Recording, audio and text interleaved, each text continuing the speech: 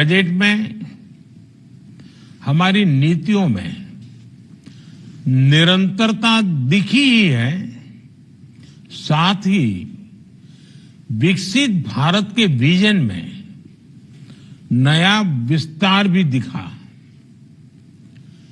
Budget से पहले आप सभी स्टेक होल्डर्स ने माननीय प्रधानमंत्री जी को नमस्कार।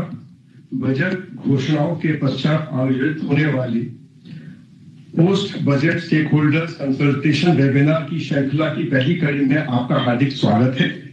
यह webinar agriculture and rural prosperity के विषय पर आयोजित किया जा रहा है। वेबिनार का मुख्य उद्देश्य सेक्टर से संबंधित विभिन्न हितधारकों के साथ विचार विमर्श तथा मंथन कर घोषणाओं के सफल क्रियान्वयन हेतु रणनीति को अंतिम रूप देना है। मैं वेबकास्ट तथा यूट्यूब चैनल से जुड़े सभी हितधारकों की तरफ से आपका आभार व्यक्त करता हूं कि आपने अपने व्यस्ततम कार्यक्रम से इस वेबिनार को समय दिया। अब मैं माननीय प्रधानमंत्री जी से निवेदन करता हूं कि वे अपना उद्बोधन देकर हमें मार्गदर्शन प्रदान करने का कष्ट करें। नमस्कार।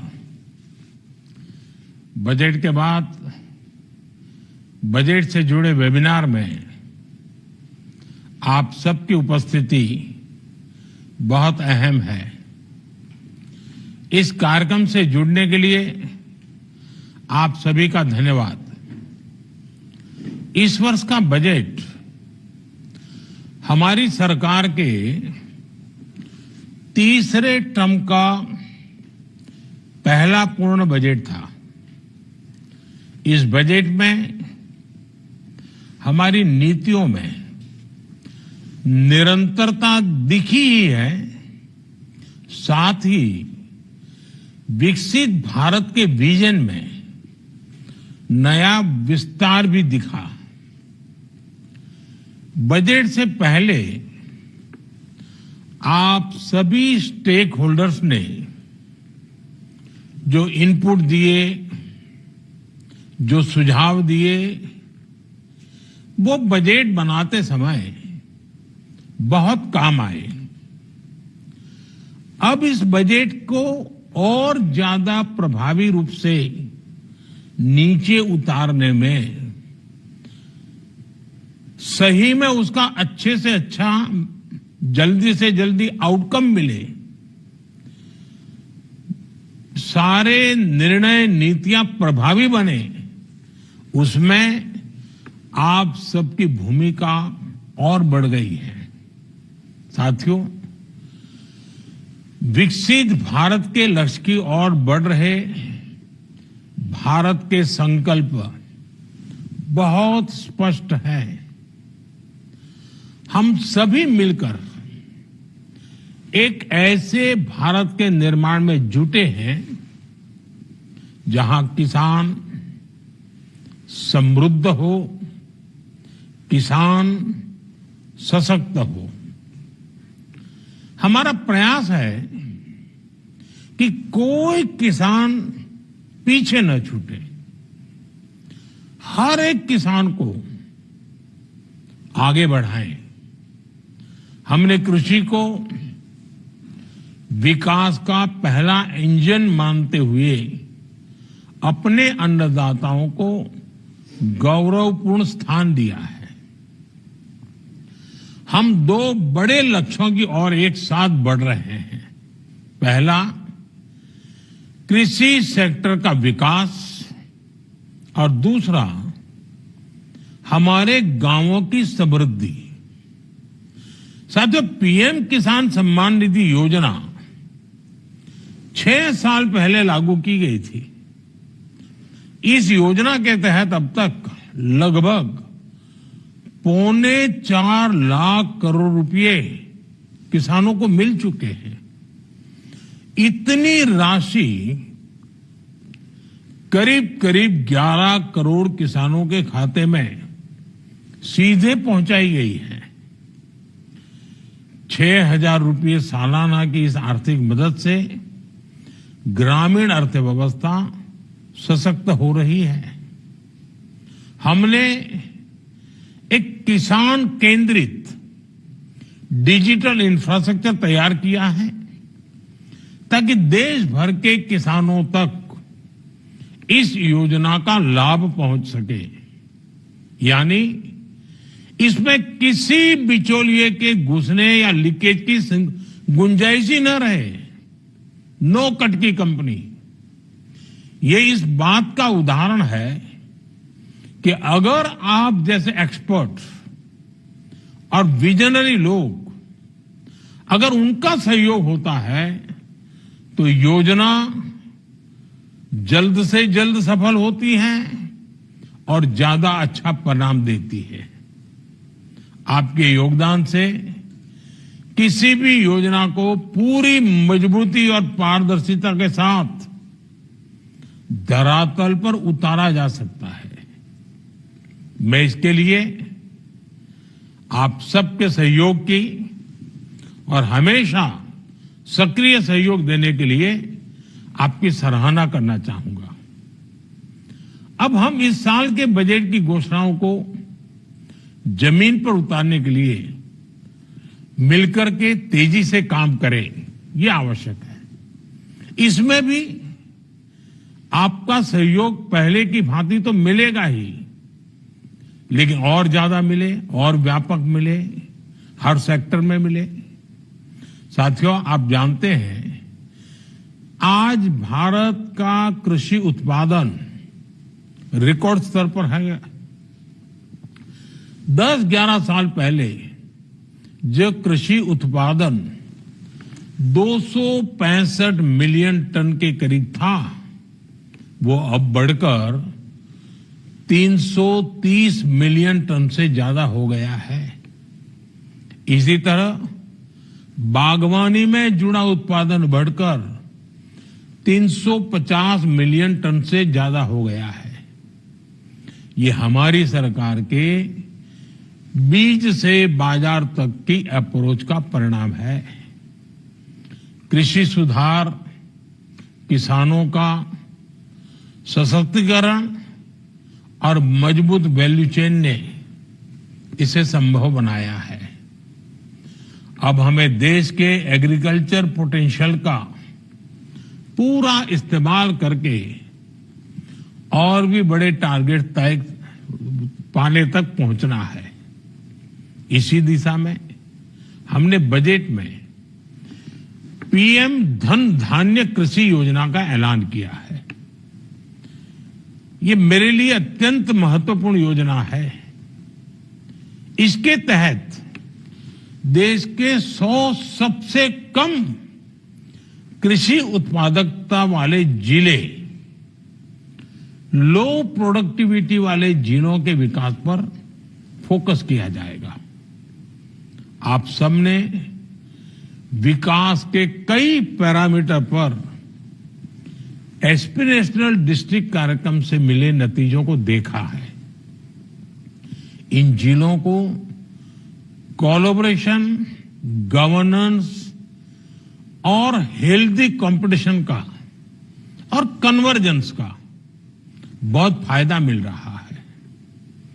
मैं चाहूंगा कि आप सभी ऐसे जिलों से मिले परिणामों का अध्ययन करें और उसकी लर्निंग से सीखते हुए पीएम धनधान्य कृषि योजना को इन 100 जिलों में बहुत तेज गति से आगे बढ़ाएं। इससे इन 100 जिलों में किसानों की आय बढ़ाने में मदद मिलेगी। साथियों, पिछले कुछ वर्षों में हमारे प्रयासों से देश में दाल का उत्पादन बढ़ा है और इसके लिए मैं किसानों का अभिनंदन भी करता हूं। लेकिन अभी भी हमारी घरेलू खपत का 20% विदेशों पर निर्भर है, आयात पर निर्भर है। यानी हमें अपने दलहन उत्पादन को बढ़ाना ही होगा। हमने चने और मूंग में आत्मनिर्भरता हासिल कर ली है, लेकिन हमें तुअर, उड़द और मसूर के उत्पादन को बढ़ाने के लिए और तेजी से ज्यादा काम करना ही है। दाल उत्पादन को गति देने के लिए आवश्यक है कि उन्नत बीजों की सप्लाई बनी रहे और हाइब्रिड किस्मों को बढ़ावा दिया जाए।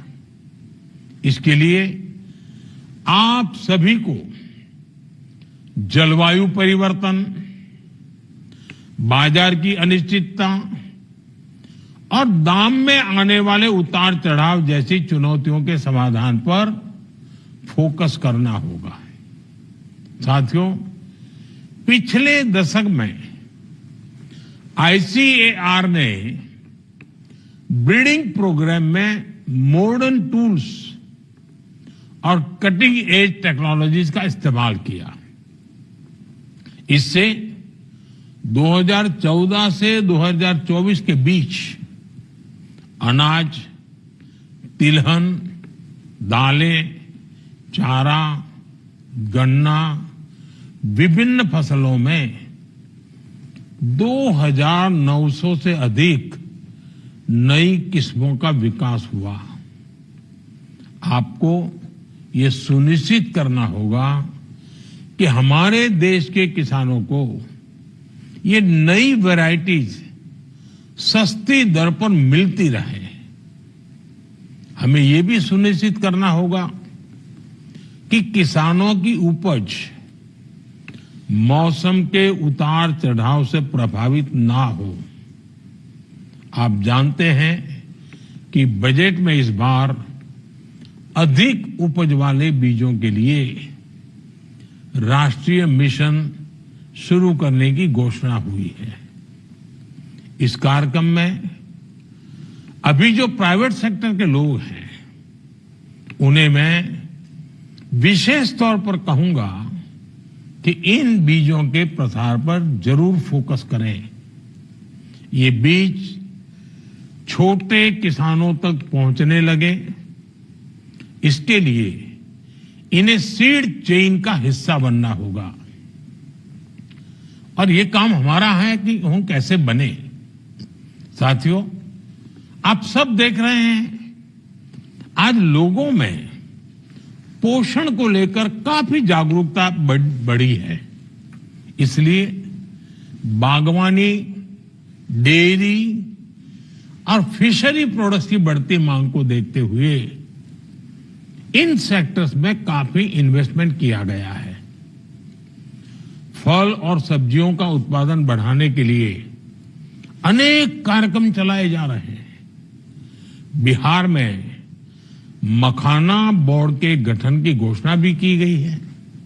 मेरा आग्रह है कि आप सभी stakeholders diverse nutritional foods के प्रसार के लिए नए रास्ते तलाश करें। ऐसे पोषण युक्त खाद्य पदार्थों की पहुंच देश के कोने कोने में और ग्लोबल मार्केट तक होनी चाहिए। साथियों, 2019 में हमने पीएम मत्स्य संपदा योजना को लॉन्च किया था। इस सेक्टर के वैल्यू चेन को मजबूत बनाने, इंफ्रास्ट्रक्चर तैयार करने और इसे आधुनिक बनाने की दिशा में ये एक महत्वपूर्ण कदम था। इससे मछली पालन के क्षेत्र में प्रोडक्शन, प्रोडक्टिविटी और पोस्ट हार्वेस्ट मैनेजमेंट बेहतर करने में मदद मिली। बीते वर्षों में कई योजनाओं के माध्यम से इस सेक्टर में निवेश भी बढ़ाया गया, जिसके परिणाम आज हमारे सामने है। आज फिश प्रोडक्शन 2 गुना हो चुका है। हमारा निर्यात भी 2 गुना हो चुका है। हमारा प्रयास है कि इंडियन एक्सक्लूसिव इकोनॉमिक जोन और खुले समुद्र से सस्टेनेबल मछली पालन को बढ़ावा मिले। इसके लिए एक कार्य योजना तैयार की जाएगी। मैं चाहूंगा आप सभी इस सेक्टर में ईज ऑफ डूइंग बिजनेस को बढ़ावा देने वाले आइडियाज पर मंथन करें और उस पर जल्द से जल्द काम शुरू करें। इसके साथ ही हमें अपने पारंपरिक मछुआरे साथियों के हितों की रक्षा भी सुनिश्चित करनी होगी। साथियों, हमारी सरकार ग्रामीण अर्थव्यवस्था को समृद्ध बनाने के लिए प्रतिबद्ध है। पीएम आवास योजना ग्रामीण, इसके तहत करोड़ों गरीबों को घर दिया जा रहा है। स्वामित्व योजना से संपत्ति मालिकों को रिकॉर्ड ऑफ राइट्स मिला है। हमने सेल्फ हेल्प ग्रुप की आर्थिक ताकत बढ़ाई है, उनको मदद बढ़ाई है। प्रधानमंत्री ग्राम सड़क योजना से छोटे किसानों और कारोबारियों को फायदा हुआ है। हमने 3 करोड़ लखपति दीदी बनाने का लक्ष्य रखा है। हमारे प्रयासों से 1.25 करोड़ से ज्यादा बहनें लखपति दीदी बन चुकी है। इस बजट में ग्रामीण समृद्धि और विकास के कार्यक्रमों के ऐलान से रोजगार के अनेक नए अवसरों की संभावना बनी है। स्किलिंग और टेक्नोलॉजी में निवेश से नए मौके बन रहे हैं। आप सभी इन विषयों पर जरूर चर्चा करें कि कैसे अभी चल रही योजनाओं को और प्रभावी बनाया जाए। इस दिशा में आपके सुझाव और योगदान, इससे सकारात्मक परिणाम जरूर मिलेंगे। हम सभी की सक्रिय भागीदारी से ही गांव सशक्त होंगे, ग्रामीण परिवार सशक्त होंगे और मुझे विश्वास है कि ये वेबिनार सच्चे अर्थ में जल्द से जल्द, कम से कम समय में अच्छे से अच्छे ढंग से बजट को क्रियान्वित करने का, और वो भी आप सबके सहयोग और सुझाव से करने का। अब ऐसा ना हो कि इस वेबिनार में बजट नया बनाने की चर्चा हो। अभी ये बजट बन चुका है, अभी योजना आ चुकी है। अब हमारा सारा फोकस एक्शन पर होना चाहिए। एक्शन के अंदर कठिनाइयां क्या है, कमियां क्या है, किस प्रकार के बदलाव की जरूरत है, उस पर जरूर हम ध्यान दें। तब तो जाकर के वेबिनार परिणामकारी होगा। अन्यथा हम 1 साल के बाद जो बजट आने वाला है उसकी चर्चा आज कर लेंगे तो अभी जो हुआ है उसका फायदा नहीं मिलेगा। और इसलिए मेरा आप सबसे आग्रह है कि हम जो बजट आया है, अब उसी बजट से हमने 1 साल में लक्ष्य हासिल करने हैं। और उसमें सरकार अकेली नहीं, इस क्षेत्र के सभी स्टेक होल्डर्स एक दिशा में, एक मत के साथ, एक लक्ष्य के साथ चल पड़े। यही एक अपेक्षा के साथ